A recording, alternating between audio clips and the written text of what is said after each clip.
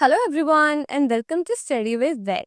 सो chemotherapy के इस unit में हम बात करेंगे मिसलेनियस एंटीबायोटिक के बारे में।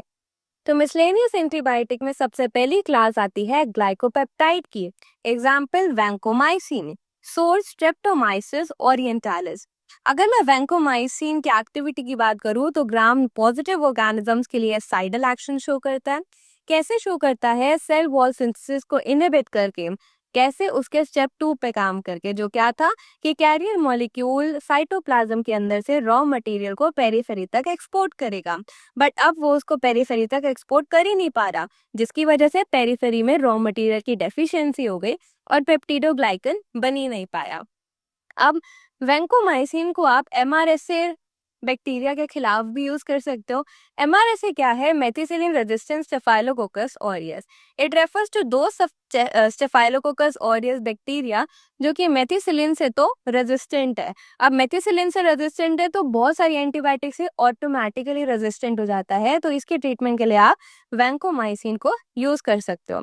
अब मैं अगर वैंकोमाइसिन के साइड इफेक्ट की बात करूं, आईवी दोगे तो उस जगह फ्लेबाइटिस हो जाएगा। इसके रिस्पॉन्स में बॉडी रिलीज करती है हिस्टामिन, जो कि ब्लड प्रेशर को कम कर देगी। अब अगर आपने स्लो आईवी की जगह फास्ट आईवी दे दिया तो चिल, फीवर, अर्टिकेरिया और इंटेंस फ्लशिंग भी देखने को मिल सकती है, जो ऑल एक्यूमुलेट होकर क्या बनाती है? रेड मैन सिंड्रोम को। अब इसके साथ साथ वैंकोमाइसिन को आप स्यूडोमेम्ब्रेनस कोलाइटिस में भी यूज कर सकते हो, जो कौन कॉज करता है? Clostridium difficile. तो वैंकोमाइसिन के बारे में हमने बात किया है। साइडल एक्टिविटी शो करता है, ग्राम पॉजिटिव के लिए शो करेगा, सेल वॉल की सिंथेसिस को इनहिबिट करेगा, कैरियर मॉलिक्यूल को रिलीज नहीं होने देगा। एमआरएसए के खिलाफ भी यूज कर सकते हो। रेड मैन सिंड्रोम इसका साइड इफेक्ट है और स्यूडोमेम्ब्रेनस कोलाइटिस के लिए बहुत अच्छा ट्रीटमेंट का सोर्स है। कौन है? वैंकोमाइसिन। ग्लाइकोपेप्टाइड तो पढ़ लिया, अगला है पॉलीपेप्टाइड। पॉलीपेप्टाइड फिर से साइडल एक्शन भी ही शो करता है। स्पेक्ट्रम इसका थोड़ा नैरो हो जाता है और टॉपिकली इसका अच्छा एक्शन देखने को मिलता है। कुछ एक्सेप्शन है जो अभी हम बात करेंगे। तो पॉलीपेप्टाइड में दो ही ड्रग पढ़नी है, that is polymyxin as well as bacitracin. Polymyxin में बात करें तो दो टाइप के हैं, पॉलीमेक्सिन बी और पॉलीमेक्सिन ई। पॉलीमेक्सिन ई को हम कोलिस्टिन के नाम से भी जानते हैं। अब पॉलीमेक्सिन बी की बात करें, सोर्स बैसिलस पॉलीमेक्सा। पॉलीमेक्सिन ई सोर्स बैसिलस कोलिस्टाइनस। ठीक है। अब मैकेनिज्म ऑफ एक्शन की बात करें तो जब पॉलीमेक्सिन बी बैक्टीरिया की एलपीएस लेयर के साथ अटैक करेगा तो वहां पे पोर्स बन जाएंगे, जिसकी मदद से जो बैक्टीरिया के अंदर का माल है वो बाहर निकल जाएगा और बैक्टीरिया श्रिंक करके मर जाएगा। अब आप पॉलीमिक्सिन बी को कभी भी टेटाइनिक ड्रग के साथ नहीं दोगे। क्यों? क्योंकि पॉलीमिक्सिन उसके एक्शन को परफॉर्म ही नहीं होने देता, वो खुद को उसके साथ रिप्लेस कर देता है। अब पॉलीमिक्सिन बी और ई कलेक्टिवली हम यूज कर सकते हैं, कलेक्टिवली अलोन भी यूज कर सकते हैं ग्राम नेगेटिव बैक्टीरिया के खिलाफ, except proteus as well as serratia. तो प्रोटियस और सेरेशिया के अलावा जितने भी ग्राम नेगेटिव ऑर्गेनिज्म है उसको आप पॉलीमिक्सिन देके ट्रीट कर सकते हो। अब अगर आपको और ये भी ध्यान रखना है, मैंने टॉपिकली तो बोला था, बट पॉलीमेक्सिन बी अगर आप पेरेंटेरल रूट से दोगे तो वो ज्यादा अच्छा एक्शन शो करेगा। अब मैं कॉलिस्टीन या फिर ई की बात करूँ तो फिर वो ओरली अगर आपको देना है तो पॉलीमेक्सिन सल्फेट सॉल्ट के फॉर्म में दोगे। अगर आपको पारेंटरली देना है तो सल्फोनेट सॉल्ट के फॉर्म में दोगे। ठीक है। And it is most effective against Salmonella, Shigella as well as Pseudomonas like infections. ठीक है। पॉलीमेक्सिन के बारे में बात कर लिया। नेक्स्ट आता है पॉलीपेप्टाइड में bacitracin, source bacillus subtilis, effective against gram positive bacteria. Polymyxin was against gram negative and bacitracin is against gram positive. अब सेल वॉल सिंथेसिस में जो कैरियर मॉलिक्यूल था वो अगर दो फॉस्फेट ग्रुप के साथ अटैच है तो वो एक्टिव फॉर्म में है, बट अगर वो एक पी के साथ अटैच है तो वो इनएक्टिवेटेड है। अब अगर उसको रीजनरेट करना है तो उसको एक बार तो इनएक्टिवेट होना पड़ेगा, बट अब बेसिट्रेसिन क्या कर रहा है? उसको इनएक्टिवेट ही नहीं होने दे रहा है, उसको एक्टिव फॉर्म में ही रख रहा है। तो अब उसकी रीजनरेशन पॉसिबल ही नहीं है, सेल वॉल बन ही नहीं पाएगा, तो बैक्टीरिया की डेथ हो जाएगी। Bacitracin is susceptible or sensitive to beta lactamase as well as penicillinase enzyme।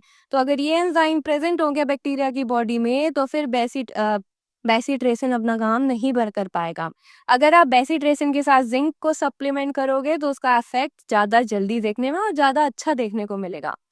हमने दो पढ़ लिए, that was glycopeptide and polypeptide. अब तीसरा है हमारे पास अमीनोसाइक्लिटोल antibiotics.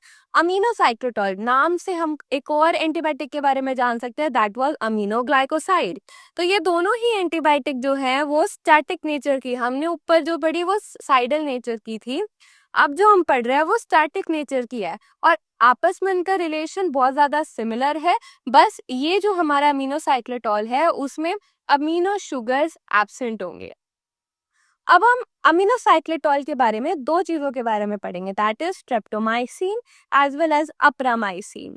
A streptomycin source Streptomyces spectabilis and apramycin source Spectromyces tenebraceus। Okay, अब स्ट्रेप्टोमाइसिन जो है उसके अगर मैकेनिज्म ऑफ एक्शन की बात करूं तो राइबोसोमल 30S सब यूनिट पे बाइंड करके प्रोटीन की सिंथेसिस को रोकेगा। बट एक एक्सेप्शन, अमीनोग्लाइकोसाइड क्या कर रहा था, मिस रीडिंग करा रहा था एमआरएनए की, बट अमीनोसाइक्लिटोल में स्ट्रेप्टोमाइसिन ऐसा कुछ नहीं कराएगा। और ओरली नहीं, आप इसको अगर पारेंटेरल रूट से दो तो ये ज्यादा सही एक्शन शो करेगा। ग्राम नेगेटिव के लिए इसकी ज्यादा अच्छी वो है ससेप्टेबिलिटी, और इसके साइड इफेक्ट है न्यूरोमस्कुलर ब्लॉकेड, बहुत इंपॉर्टेंट है, और हाइपर सेंसिटिविटी भी कॉज कर सकता है। बट आपको कभी भी स्ट्रेप्टोमाइसिन को ओटीसी या फिर क्लोरामफेनिकोल के साथ नहीं देना है। क्यों? क्योंकि ये आपस में अपना एक्शन एंटागोनाइज कर देंगे और कुछ भी रिजल्ट नहीं देखने को मिलेगा। अप्रामाइसिन की बात करी थी तो इट इज यूज फॉर मतलब treatment of colibacillosis as well as salmonellosis in the cows as well as in the piglets और द पिग्स। हमने तीन पढ़ लिया, that is glycopeptide, polypeptide, aminocyclitol antibiotics. अब चौथा आता है मैक्रोसाइक्लिक एंटीबायोटिक्स। मैक्रोसाइक्लिक एंटीबायोटिक्स में आपको एक ही एग्जांपल पढ़ना है, रिफामाइसिन। अब रिफामाइसिन का सोर्स है स्ट्रेप्टोमाइसिस मेडिटेरेनाई, ठीक है। अब स्ट्रेप्टोमाइसिन में streptomycin B is the natural source, but हमें जो थेराप्यूटिक यूज में लाना है that is the semi synthetic form, that is a derivative of rifamycin B, that is rifamycin और रिफाम्पिन या फिर रिफापिसिन, रिफाम्पिसिन, ठीक है। अब ये इंटर और एक्स्ट्रा सेलुलर दोनों ही पैथोजेंस को मारेगा, जनरली साइडल नेचर शो करता है और ये पॉजिटिव को मार गिराएगा। तो अभी हम पहले साइडल नेचर के ड्रग्स पढ़ रहे थे, फिर हम अमीनोसाइक्लिटोल पे आए जिसमें हमने स्टैटिक ड्रग के बारे में पढ़ा, अब हम फिर से साइडल नेचर पे आ चुके हैं।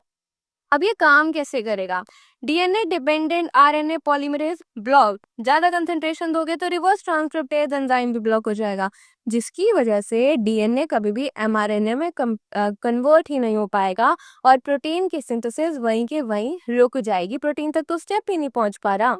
अब हम इसको ग्राम पॉजिटिव बैक्टीरिया के लिए यूज करेंगे अलोंग विद माइकोबैक्टीरियम ऑल्सो। अब अगर आप रिफामिसिन को अकेले दोगे तो उसकी रेजिस्टेंस बैक्टीरिया की बॉडी में ज्यादा जल्दी डेवलप हो जाएगी और ये काम करना बहुत जल्दी बंद कर देगा। तो अब हमने कितनी चीजों के बारे में पढ़ लिया, चार चीजों के बारे में, that is glycopeptide, polypeptide, aminocyclitol as well as macrocyclic. अब हम फिफ्थ वन के बारे में बात करेंगे, दैट इज मोनोग्लाइकोसाइड। मोनोग्लाइकोसाइड में दो एग्जाम्पल है, lincomycin as well as clindamycin. Clindamycin हम जनरली हमारे रोजाना जिंदगी में भी यूज करते हैं। एक्चुअली मैं जो जेल यूज करती हूँ, मुझे जो एक्ने जेल होता है उसमें भी जनरली क्लिंडामाइसिन की कॉम्पोजिशन देखी जाती है, मैंने देखी है तो मैं आपको बता रही हूँ। तो अगर लिंकोमाइसिन की बात करें जो मोनोग्लाइकोसाइड के बारे में है, तो लिंकोमाइसिन का सोर्स है स्ट्रेप्टोमाइसिस लिंकोनेंसिस एंड अगर मैं इसकी बात करूं तो इसमें 7th पोजीशन पे OH ग्रुप है, वहीं क्लिंडामाइसिन में 7th पोजीशन पे क्लोराइड ग्रुप देखा गया है। अब मैं लिंकोमाइसिन की बात करूं तो most importantly lincomycin is used as a growth promoter in swine as well as in the poultry. कैसे काम करेगा, प्रोटीन सिंथेसिस को इनहिबिट कर देगा 50S सब यूनिट के साथ बाइंड करके, कौन, लिंकोमाइसिन, और ये प्री मेच्योर डिसलोकेशन करता है टीआरएनए का।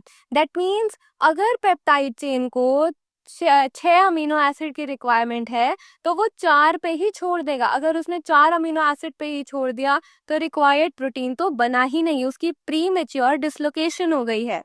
लिंकोमाइसिन काम करता है एल्कलाइन पीएच पे और it is effective against gram positive bacteria, anaerobes as well as mycoplasma and the toxoplasma. Toxoplasma क्या है, एक पैरासाइट है, ठीक है।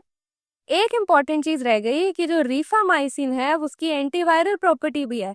तो जब हम एंटीवायरल ड्रग्स के बारे में बात करेंगे तो आपको याद रखना है कि मैक्रोसाइक्लिक में हमने रिफामाइसिन के बारे में भी बात करी थी, जो कि प्रोटीन बनने से रोक रही थी। अब हम कंटिन्यू करें लिंकोमाइसिन की, तो फिर it do not cross the blood brain barrier और सुपरा इन्फेक्शन कॉज करता है। जो क्लोस्ट्रीडियम डिफिसाइल होता है वो कुछ ऐसे एंडोटॉक्सिन प्रोड्यूस कर देगा कि कुछ नेक्रोटाइजिंग एक्शन हो जाएगा कोलोन की म्यूकस में और वो बना देगा स्यूडो मेम्ब्रेनस कोलाइटिस। ठीक है, तो ये किसके ट्रीटमेंट में यूज होता है, मतलब इसके ट्रीटमेंट में हम क्या यूज करेंगे, लिंकोमाइसिन को। ठीक है, and it is not used along with macrolides as well as chloramphenicol, क्योंकि उनकी भी सेम साइट ऑफ अटैचमेंट है, that is the 50S subunit of the ribosome. तो लिंकोमाइसिन के बारे में हमने बात किया। OH group at the 7th position, growth promoter, very important, protein को मतलब प्रोटीन सिंथेसिस को हिंडर करेगा and importantly premature dislocation कराएगा tRNA की। ठीक है, एंड इफेक्टिव अगेंस्ट दे, ये तो आप पढ़ लोगे। And also supra infection cause कर सकता है by the clostridium difficile endotoxins. Then इसको macrolide as well as chloramphenicol के साथ यूज नहीं करना है। क्लिंडामाइसिन की बात करूँ तो क्लिंडामाइसिन लिंकोमाइसिन का ही एक डेरिवेटिव है और उससे ज्यादा पोटेंट है और उससे लेस टॉक्सिक है। ठीक है, अगर आपको ओरली देना है इसको तो आप HCl और पाल्मिटेट सॉल्ट के फॉर्म में दे सकते हो, वहीं पारेंटेरली देना है तो आपको इसको फॉस्फेट सॉल्ट में देना पड़ेगा। तो अभी हमने कितना पढ़ लिया, हमने पढ़ लिया glycopeptide, polypeptide, aminocyclitol, monoglycoside as well as macrocyclic antibiotics के बारे में। तो अब हम 6th क्लास के बारे में पढ़ेंगे, दैट इज नोवोबायोसिन। नोवोबायोसिन का सोर्स है स्ट्रेप्टोमाइसिस नीवियस, स्ट्रेप्टोमाइसिस स्फेरॉइडिस। ग्राम पॉजिटिव और कुछ कुछ ग्राम नेगेटिव को अपना ये एक्शन बनाता है। नोवोबायोसिन हर एक मैकेनिज्म जो हमने पढ़ा है उसको यूज करके बैक्टीरिया को मार गिराएगा। B DNA gyrase, that is resealing के मैकेनिज्म को बंद कर देना, सेल वॉल या सेल मेम्ब्रेन की सिंथेसिस को अवॉइड करना, या फिर प्रोटीन की सिंथेसिस को अवॉइड करना। कौन, नोवोबायोसिन। अब ये 90% तो प्रोटीन बाउंड होता है और ये बॉडी में लेस डिस्ट्रीब्यूटेड होता है। एल्कलाइन मीडियम में ही ज्यादा काम करेगा, ओरली दोगे तो ज्यादा अच्छा काम करेगा। And to prevent the resistance of the novobiocin it is used along with tetracycline. अब हम इसके साथ पेनिसिलिन देंगे तो वो बोवाइन मेस्टाइटिस में यूज हो जाएगा, मतलब novobiocin plus penicillin is used for the treatment of bovine mastitis. वही नोवोबायोसिन और टेट्रासाइक्लिन की बात करूं तो उसको आप कैनल कफ, टॉन्सिलाइटिस और MRSA में भी हम इसको दे सकते हैं। MRSA में हमने एक वैंकोमाइसिन पढ़ा और अब हमने नोवोबायोसिन के बारे में पढ़ा।